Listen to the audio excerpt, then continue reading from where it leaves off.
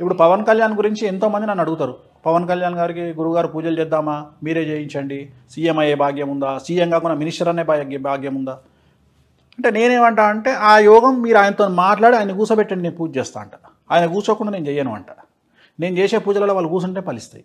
నేను ఆయన కూర్చోకుండా నేను చెయ్యను, నాకెందుకు అవసరం, నేను చెయ్య. రేపు పొద్దున నేను చేసినాక ఆయన కాకపోతే. జగన్మోహన్ రెడ్డి గారి గురించి పూజ చేయించిన పరిస్థితులు ఆ సందర్భంలో జగన్మోహన్ రెడ్డి గారు ప్రత్యక్షంగా పాల్గొనలేదు, కానీ ఆయన సీఎం అయ్యారు. ఎట్లా? ఆయన ఒకసారి కూర్చొని వెళ్ళారు, ప్రారంభం చేసింది ఆయనే. ఓకే, సంకల్పం చెప్పుకొని పోయారు. అది 8 వారాలు చేసినాం. ఒక్కసారి చేసింది కాదు, అది 8 వారాలు చేసినాం. ఆయన సంకల్పం చేసుకుని వెళ్ళిపోయిన తర్వాత చేసినాం. ఎవరు వెళ్ళినా జగన్మోహన్ రెడ్డికి గెలుస్తాడు, సీట్లు తగ్గుతాయి. ఓకే, అంటే నువ్వు అంటున్నావు అట్లా, రేపు పొద్దున ఏమవుతుందో తెలియదు. తెలంగాణ ఎన్నికల తర్వాత ఆంధ్ర రాష్ట్ర రాజకీయాలు మలుపు తిరిగే అవకాశం ఉంది. తెలుగుదేశం జనసేన సఖ్యత మీద అనుమానపు నీడలు వచ్చే అవకాశం ఉంది. తెలంగాణలో బీజేపీతో జనసేనకు వచ్చినటువంటి రిజల్ట్ను బట్టి ఆంధ్రాలో టీడీపీ ఆలోచించే అవకాశం ఉంది. రెండోది ఏంటంటే చంద్రబాబు నాయుడు గారి కాంబినేషను, పవన్ కళ్యాణ్ గారి కాంబినేషన్ ఒక్కసారే వర్కౌట్ అవుతుంది జాతకరీత్యా.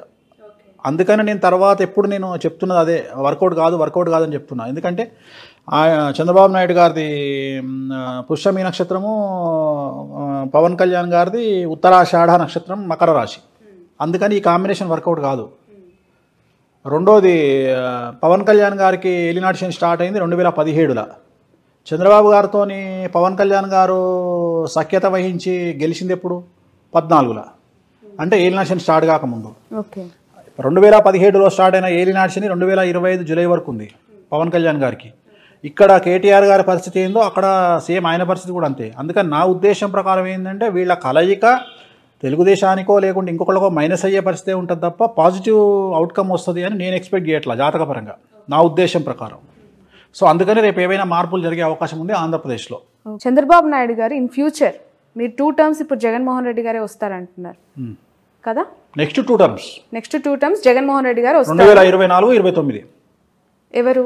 జగన్మోహన్ రెడ్డి వస్తాడు, ముఖ్యమంత్రి ఆయనే అవుతారు. మరి ఆయన పార్టీ అన్నప్పుడు ఆయన అంటే మీ నోట్ నుంచి చెప్పాలి. జగన్మోహన్ రెడ్డి గారు 2024లో మరియు 2029లో ఆయనే ఆంధ్రప్రదేశ్ రాష్ట్రానికి ముఖ్యమంత్రిగా ఉండబోతా ఉన్నారు. డామ్ షూర్ గా. ఇది రికార్డ్ అవుతుంది కదా బాబు, రికార్డ్ చేస్తున్నా. ఆ తర్వాత అయినా చంద్రబాబు నాయుడు గారు ముఖ్యమంత్రి అయ్యే అవకాశం ఉందా? ఏందమ్మా రాసుకొచ్చుకుంటా, 200 ఏళ్ళు బతుకుతాను బడే ఉన్నావు నువ్వు, నాకు అర్థమైతలేదు. అంటే 74 ఏళ్ళు ఇప్పటికే అన్నారు తెలంగాణలో రేవంత్ రెడ్డి గారు సీఎం కాదమ్మా, 74 ఏళ్ళు ఆయన రాజకీయ గండం ఉంది, పరిస్థితులు అనుకూలంగా లేవు కాంగ్రెస్ పార్టీకి అని చెప్పారు. ఏపీలో జగన్మోహన్ రెడ్డి గారు 2 టర్మ్స్ వచ్చిన తర్వాత ఏమైనా సిచ్యువేషన్స్ బ్యాడ్ గా వెళ్లే అవకాశం కనిపిస్తుంది? ఏం లేదు. ఇంకా రేపు 2024లో జగన్మోహన్ రెడ్డి సీఎం అయినాక టీడీపీ అనే పార్టీ ఏడు ఉంటుంది. ఓకే, తర్వాత చూద్దాం. కదా ఆ పార్టీ 29 వరకు సస్టైన్ అయినప్పుడు కదా, ఆ పార్టీ అప్పటి వరకు సస్టైన్. ఇప్పుడు నేను ఇంతకుముందు చెప్పిన 2017లో ఒక ఇంటర్వ్యూలో చెప్పిన ఏమని అంటే రాజశేఖర్ రెడ్డి లాగా మారిన జగన్మోహన్ రెడ్డి గారిని చూస్తారు మీరు అని చెప్పిన.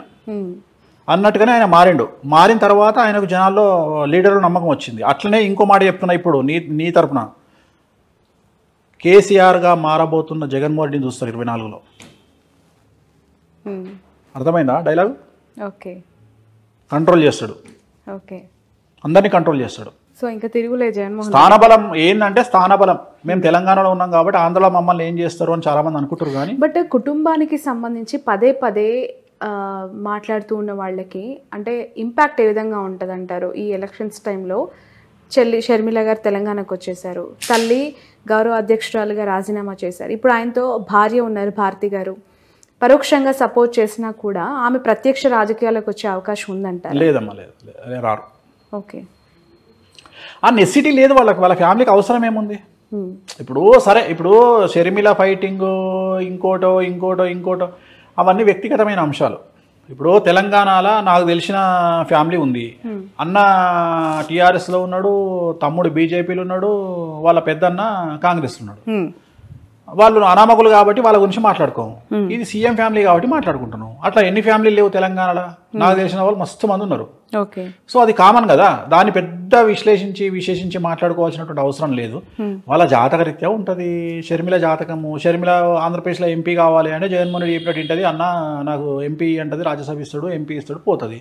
ఆమె జాతకంలో రాజయోగం అనుభవించే పరిస్థితి లేదు కాబట్టి వ్యతిరేకమైన నిర్ణయాలు తీసుకుంటుంది. So astrology nothing but decision. ఆమె తీసుకునే నిర్ణయాలు ఆమె జీవితము. ఆమె పార్టీ పెట్టినా, తెలంగాణలో కాంగ్రెస్ పార్టీకి పోయినా, లేకపోతే ఇంకో మాట మాట్లాడినా, ఇవన్నీ కూడా రాజకీయ జాతకపరమైన అంశాలే కదా.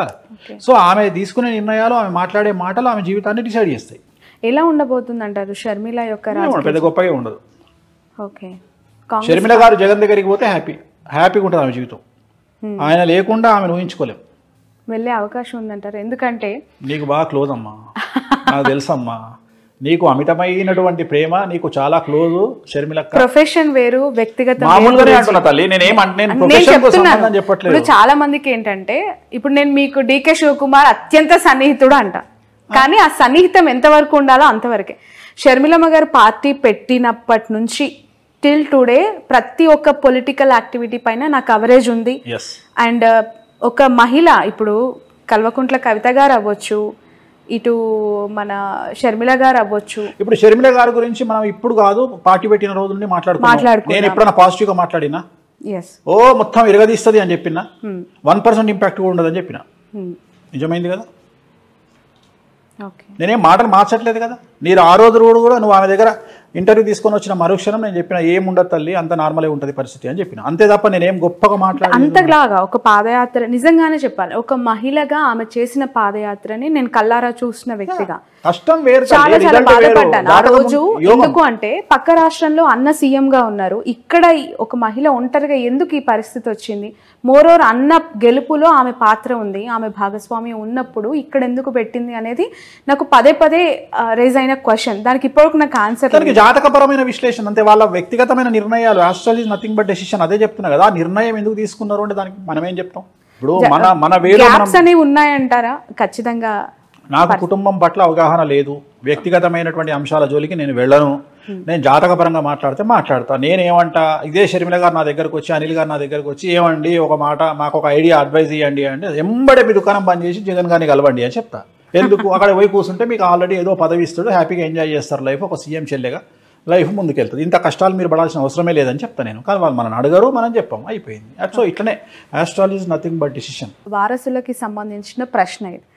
కేసీఆర్ గారు ముఖ్యమంత్రిగా 2 టర్మ్స్ చేసిన తర్వాత ఇప్పుడు గెలిచి ముఖ్యమంత్రి పదవికి రాజీనామా చేశారు. కానీ కొడుకును ముఖ్యమంత్రి స్థాయిలో సొసైటీలో ప్రొజెక్ట్ చేశారు. నెక్స్ట్ 5 yearsలో కేటీఆర్ గారు ఆ స్థాయిలో ఎమర్జ్ అవుతారు పీపుల్లో అనేది ఒక మాట వినిపిస్తోంది. చంద్రబాబు నాయుడు గారి వారసుడు లోకేష్ గారి గురించి ప్రస్తావిస్తున్నారు. లోకేష్ గారు ముఖ్యమంత్రి అయ్యే అవకాశం కానీ, పాదయాత్రను మరొకసారి దిగ్విజయంగా నాన్ స్టాప్గా స్టార్ట్ చేసి ఎండ్ చేసే పరిస్థితి కానీ, పీపుల్స్ లీడర్గా ఎస్టాబ్లిష్ అయ్యే అవకాశం కానీ ఉందా అని చెప్పి. ఇక ఇండివిజువల్గా చెప్పగానే ఇద్దరికి లేదు, ఇద్దరు ముఖ్యమంత్రుల కొడుకులకు లేదు. ఒకటే ఆన్సర్లో 2 సమాధానాలు. ఇటు కేసీఆర్ గారు అబ్బాయి కేటీఆర్ కానీ, కంపారిటివ్లీ ఈరోజు ఇప్పుడు కూడా సిరిసిల్లలో ఆయన మళ్ళీ విక్టరీ. మళ్ళీ నువ్వు అన్ని జనరలైజ్డ్. నేను ఆస్ట్రాలజర్ అమ్మా, పొలిటికల్ అనలిస్ట్ కాదు.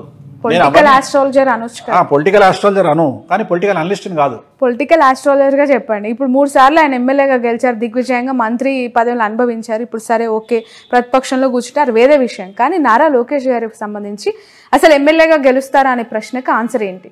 ఎమ్మెల్యే గెలవచ్చు, అది పెద్ద విషయం ఏం కాదు. ముఖ్యమంత్రి కాలేరు. ఆయన జీవితంలో ముఖ్యమంత్రి అయ్యే యోగం లేదు. ఏంటి ఆయన జాతకం ప్రకారం? రావు మార్గదర్శ నడుస్తుంది 2024 వరకు. ఎలక్షన్లో రావు మార్గదర్శలో ఉంటారు. ఈ ఎలక్షన్లో ముఖ్యమంత్రి అయ్యే యోగం లేదు. ఎట్లాగో లేదు. మీరు 2 టర్మ్స్ జగన్మోహన్ రెడ్డి అన్నారు. సో ఇన్ ఫ్యూచర్ ఆయన జాతకం ఓకే గెలుస్తారా? నెక్స్ట్ 24లో ఆయన గెలవడం పెద్ద విషయం కాదు. నేను అదే చెప్తున్నా. 2025 ఎలక్షన్ కాబట్టి 24లో ఎమ్మెల్యే గెలిచే అవకాశం ఉంది. ఎమ్మెల్యేగా మంగళగిరి నుంచి. మంగళగిరి పోటీ చేస్తాడా ఇంకోటి మనం డిసైడ్ చేయలేం కదా. చాలా మందికి అర్థం కాని ఒక క్వశ్చన్, $1 million ప్రశ్న. చంద్రబాబు నాయుడు గారి అరెస్ట్ విషయంలో మీరు ఇందాకన్నా జూనియర్ ఎన్టీఆర్ ఎందుకు స్పందించలేదు అని చెప్పి, మీరేమనుకుంటున్నారు గురూజీ? అంటే ఎందుకు అంత సైలెంట్గా ఉండాల్సి వచ్చింది ఆయన? తన కెరియర్ మీద తనకున్న నమ్మకం, తనకు రాజకీయంగా కంటే సినిమా ఇండస్ట్రీ పరంగా తనకున్న నమ్మకం. ప్లస్ తిరుమల తిరుపతి దేవాలయంలో నేను వాళ్ళ అమ్మగారు కూర్చొని మాట్లాడినప్పుడు నన్ను ఒక ప్రశ్న అడిగారు ఆవిడ. ఎన్టీ రామారావు బర్త్ విషయంలో, జూనియర్ ఎన్టీఆర్ బర్త్ విషయంలో ఒక పెద్ద సమస్య ఉంది, ఆ సమస్య తెలియకుండా మీరు మా వాడి జాతకాలు బాగా చెప్తున్నారు, ఎటా చెప్తున్నారు మీరు అని అడిగింది. ఆ సమస్య ఏందో నాకు తెలుసు తల్లి, ఇది సమస్య అని చెప్పిన. అనగానే షాక్ అయింది ఆమె. పెద్ద ఎన్టీఆర్ గారికి తప్ప, నాకు తప్ప, బాబుకి తప్ప, ముగ్గురికి తప్ప, మూడో వ్యక్తికి, నాలుగో వ్యక్తికి తెలియదు, మీకు ఎట్లా తెలుసు అన్నది. నాకు తెలుసమ్మా అన్న నేను. ఆయనది మఖా నక్షత్రం, జూనియర్ ఎన్టీఆర్ది మఖా నక్షత్రం, జయలలితది కూడా మఖా నక్షత్రం, ప్లస్ ఆయన మంచి యోగంలో కూర్చుండు జూనియర్ ఎన్టీఆర్. కానీ ఆయన రాజకీయాల్లోకి రావడానికి టైం ఉంది. నేనే వాళ్ళ అమ్మతో అన్నది ఏంటంటే 2030 వరకు రాజకీయాల్లోకి రానియకండి బాబుని అని చెప్పిన. ఓకే, సో మీ సలహా అనమాట. నేను చెప్పింది అయితే వాళ్ళ అమ్మగారికి చెప్పిన మాట, తిరుమల దేవాలయంలో చెప్పిన మాట, హుండీ లెక్క పెడుతుంటే పక్కన నేను మాట్లాడింది, వైకుంఠ ద్వారం పక్కన కూర్చున్నప్పుడు దర్శనం అయిపోయిన తర్వాత ఆమె ఆ దేవాలయంలో మాట్లాడిన సందర్భంలో 2030 వరకు జూనియర్ ఎన్టీఆర్ రాజకీయాల్లోకి రాకుంటే బాగుంటుంది, 29 ఎలక్షన్లకు అయితే వద్దు అంటే 29 ఎలక్షన్ల వరకు ఎన్టీఆర్ గారు రాజకీయ అరంగేట్రం చెయ్యరు, కన్ఫర్మ్. ఇప్పుడు ఆపరేషన్ లేకుండానే మోకాళ్లకు ప్లాస్మా ట్రీట్మెంట్, మీ ఆర్థోపెటిక్ సమస్యలన్నిటికీ రోబోటిక్ టెక్నాలజీ ద్వారా తక్కువ ఖర్చుతో శాశ్వత పరిష్కారం, ఫ్రీ కన్సల్టేషన్, ప్రతి ట్రీట్మెంట్ పై 20% డిస్కౌంట్. ఈ ఆఫర్ కొద్ది రోజులు మాత్రమే, త్వరపడండి. V9 hospitals 9281465842.